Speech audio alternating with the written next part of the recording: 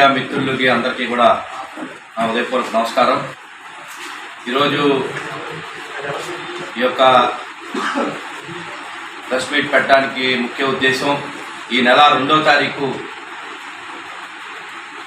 Bharatiya Janata party సభ్యత్వ నమోదు కార్యక్రమం దేశవ్యాప్తంగా కూడా ప్రారంభించిన విషయం మనందరికీ తెలుసు. ఆ రోజు ప్రధానమంత్రి నరేంద్ర మోడీ గారు, జాతీయ అధ్యక్షులు జేపీ నడ్డా గారు, హోంమంత్రి అమిత్ షా గారు అందరూ కూడా ముఖ్యమైనటువంటి నాయకులు తమ సెల్ ఫోన్ ద్వారా టోల్ ఫ్రీ నెంబరు అయినటువంటి 8800002024కి లింక్ చేసి తమ ప్రాథమిక సభ్యత్వాన్ని తీసుకున్న నేపథ్యం మనం చూడడం జరిగింది. అందులో భాగంగానే ఈ నెల 4వ తారీఖు విశాఖపట్నం కేంద్రంగా రాష్ట్ర అధ్యక్షులు శ్రీమతి దగ్గుబాటి పురంధేశ్వరి గారు, మిగతా సీనియర్ నాయకులంతా కూడా అదే తరహాలోని ఈ యొక్క కార్యక్రమాన్ని ప్రారంభించడం, జిల్లా స్థాయిలో 5వ తారీఖు ప్రెస్ మీట్ పెట్టి సభ్యత్వాలు ప్రారంభించాలి అని చెప్పిన నేపథ్యంలో వరద కారణంగా ఈ యొక్క జిల్లాలోని అనేక ప్రాంతాలు వరద గురైంది. ఈ నేపథ్యంలోని ఈరోజు సభ్యత్వ నమోదు కార్యక్రమాన్ని ఈరోజు అన్ని నియోజకవర్గాల కేంద్రంగా ప్రెస్ మీట్ పెట్టి జిల్లా ఆఫీస్లో కూడా ప్రెస్ మీట్ పెట్టాలని చెప్పి నిర్ణయించుకోవడం జరిగింది. ముఖ్యంగా దేశవ్యాప్తంగా భారతీయ జనతా పార్టీకి 18 కోట్ల సభ్యత్వం ఉన్న విషయం మనందరికీ తెలుసు. ప్రపంచంలోనే అతిపెద్ద పార్టీగా ప్రజల విశ్వాసంతో భారతీయ జనతా పార్టీ కార్యకర్తలతో భారతీయ జనతా పార్టీ విరాజిల్లుతూ ఉంది. ప్రజలకి సేవ చేసుకుంటున్న నేపథ్యం మనం చూడడం జరుగుతూ ఉంది. ఆంధ్రప్రదేశ్లోని దాదాపు గతంలో 2019 37 లక్షల సభ్యత్వాలు చేసుకోవడం జరిగింది కార్యకర్తలంతా కూడా. అదేవిధంగా కృష్ణా జిల్లాలో కూడా, అంటే ఎన్టీఆర్ జిల్లా విజయవాడ పార్లమెంట్కి సంబంధించి దాదాపు 1,25,000 సభ్యత్వాలు గతంలోని ఉన్న నేపథ్యంలో ఈ యొక్క 1,25,000 సభ్యత్వాన్ని 2.5 లక్షల సభ్యత్వాలు చేయడమే లక్ష్యంగా భారతీయ జనతా పార్టీ కార్యకర్తలు క్షేత్రస్థాయిలోని బూత్ స్థాయిలో కూడా పర్యటించి ముందుకెళ్లాలని చెప్పి ఈ సందర్భంగా భారతీయ జనతా పార్టీ కార్యకర్తలందరికీ కూడా ఈ యొక్క మీడియా ద్వారా, ఎలక్ట్రానిక్ అండ్ ప్రింట్ మీడియా ద్వారా పిలుపునివ్వడం జరుగుతూ ఉంది.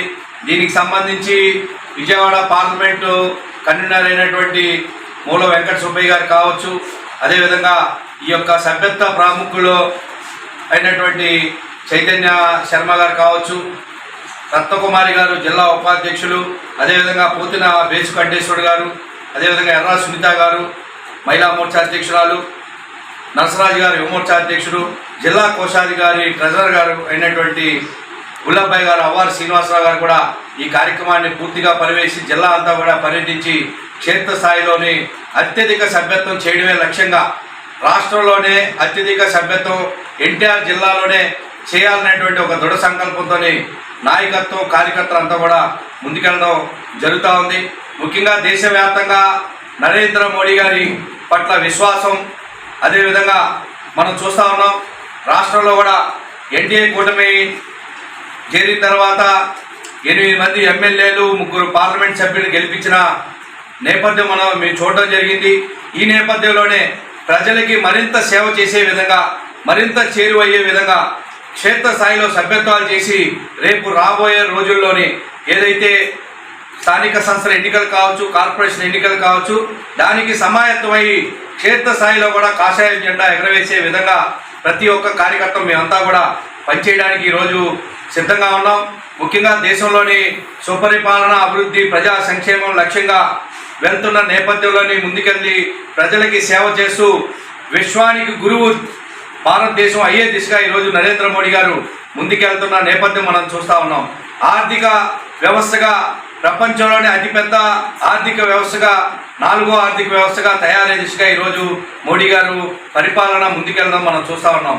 అదేవిధంగా ఎన్డీఏ కూటమి ఏర్పడే అధికారంలోకి వచ్చిన తర్వాత ఏ విధంగా నరేంద్ర మోడీ గారు దేశంలోని అభివృద్ధి దిశగా ప్రజా సంక్షేమం లక్ష్యంగా వెళ్తా ఉన్నారో, ఎన్డీఏ కూటమి కూడా గత ప్రభుత్వానికి భిన్నంగా కక్షలు కార్పణ్యాలతో 5 సంవత్సరాలు గడిపిన నేపథ్యంలోని దానికి భిన్నంగా అభివృద్ధి లక్ష్యంగా నారా చంద్రబాబు నాయుడు గారు ముఖ్యమంత్రి గారి నేతృత్వంలో ఎన్డీఏ కూటమి కూడా ముందుకెళ్తున్న నేపథ్యం కూడా మనకి క్లియర్ కట్గా కనిపిస్తూ ఉంది.